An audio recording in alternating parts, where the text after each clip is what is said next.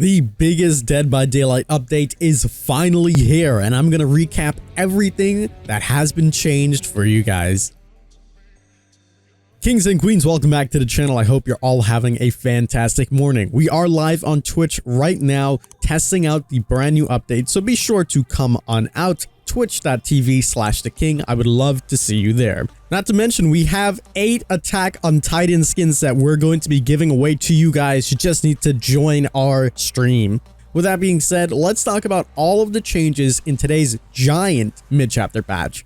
First of all, the prestiging system is completely overhauled. Before, you would normally prestige, carry on, unlock your teachables at level 35, 40, and 45, and then you would have to level up the blood webs of your other killers or survivors in order to obtain the perks. It no longer works like that. The way it is currently working is that based on what prestige you are as that character will automatically unlock their teachable perks for that tier throughout all the other characters. So for example, if your trapper is prestige number 2, it means every single killer will get his 3 unique teachable perks at tier 2.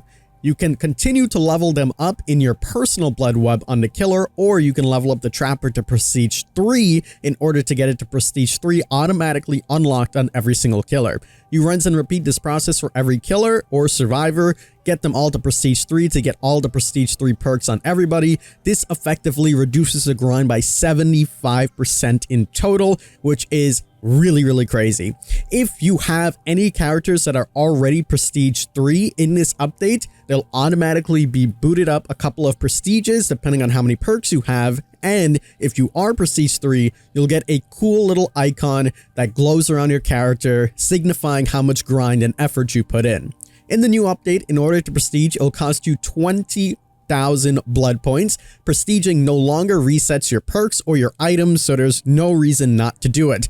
You can prestige up to 100 times, and each time you do, you'll have yourself a new count that you'll be able to see. Each one of these are a little bit different as well, so it's quite nice. On top of that, the blood point counter has now been changed to a total of 2 million instead of 1 million, and in your games, instead of getting 8,000 max score for a total of 32,000 in a game or a perfect game, you can now get up to 10,000, so your perfect games will now be 40,000, effectively making it so that you make more points, 8,000 more in total if you get a perfect game. The next thing that is new is that a ton of perks have been changed. There's over 40 perks that have been changed. Ultimately, a lot of perks are getting buffs and nerfs. The most notable ones are the killer and survivor meta ones that are going to be getting nerfed. Those include Dead Hard, Decisive Strike, Corrupt Intervention, Pop Goes the Weasel, Barbecue and Chili, and much more. We did cover all of these changes more massively in another video, but the big takeaways is that most of these perks have been nerfed. Quick recap on all of them. Dead Hard no longer grants you the extra distance that you normally get. On top of that, your invincibility only lasts for half a second now, so the killer must hit you in a half second from when you click your button. They also see an animation when you do this, so it's quite fairly easy to bait. As for Decisive Strike, it no longer works when the exit gates are powered, and it's only 3 seconds long now instead of 5, making it still an anti-tunnel perk, but not as good as it used to be. For Corrupt Intervention, if a killer is to down any survivor within the first 2 minutes, Corrupt Intervention will automatically be gone. Hex Ruin deactivates automatically once the first survivor is dead. Barbecue and Chili no longer gives you extra blood points, so effectively you're only using it to see other survivors. Pop Goes the Weasel has also been changed. It now takes off the total amount of progress by 25% instead of actually taking off 25% of the generator, making it nicer for the end of the generators, and if the generators don't have a lot of progress on it, it won't affect it as much. On top of that, there were also some base changes to a lot of killers, or all the killers I should say, and all of the survivors. Survivors all now will have borrowed time and their base kit. This means if you rescue a survivor, they will automatically have the endurance stats effect if they are hit by the killer for a short amount of time. They also get a haste movement speed bonus, which means they move a little bit faster for a set amount of time. Killer, on the other hand, also has some buffs. All of their actions are pretty much 10% faster. They can kick pallets 10% faster and break them.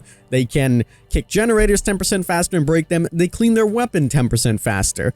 All of these will make the game feel a lot smoother and a lot faster. It is pretty notable, so when you jump on into your games, take it into consideration. On top of that, you also don't get as much movement speed after you take a hit from a killer, meaning that whenever you do take that hit, you're going to have to be really careful on where you're running, or else the killer might be able to gun you down.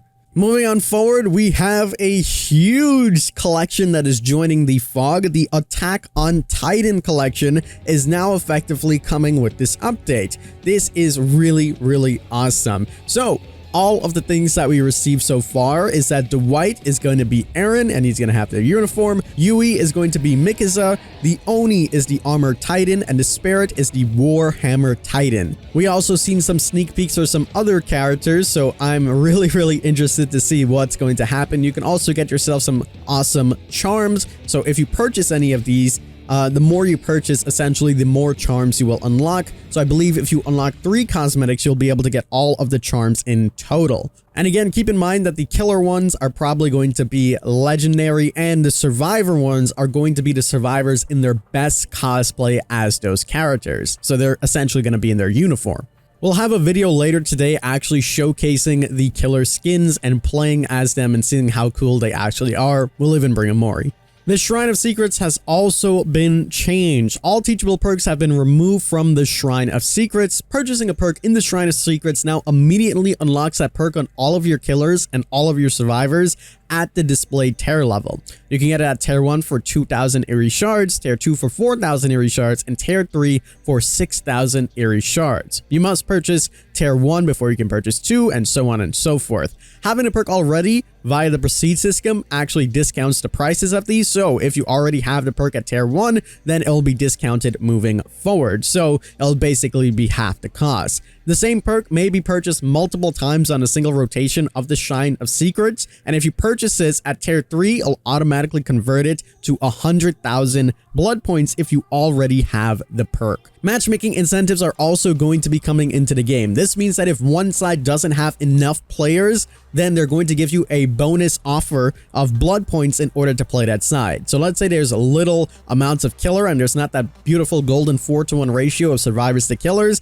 they're going to offer you a blood point incentive to play a specific role, effectively making the queues a little bit faster. Hopefully this doesn't go too crazy and it keeps skewing the sides, but it should be good. You'll also notice that your UI layout is completely different to change and work with the new Prestige crest and multiple screens. The character info button has also been moved on the side of the tabs, and they replaced the character swap button prompts with the previous /next buttons in the UI lobby. As always, there's a ton of optimization and bug fixes that they have looked at, and that, my friends, essentially is the giant mid-chapter patch that we have. Tons of cool things, and make sure you guys jump on into the game to get your hands on everything. Again, we are live on Twitch. We're checking everything out. We're playing with these new skins and having a good time. I would love to see you there. As always, I'm the king. I tip my crown to you guys, and we'll see you in the fog. Living life like a king, gold on my neck, boy, gold on my rings. Crown got the tilt, I ain't worried about a ting here. Flow so new, but I'm acting like I've been here. Yeah, see, this what I've been doing since the drop. Fire on the arrow when I tell them all to knock. Once I get it going, ain't no way I'm gonna stop. I'm gonna keep on laughing like the party's on the block.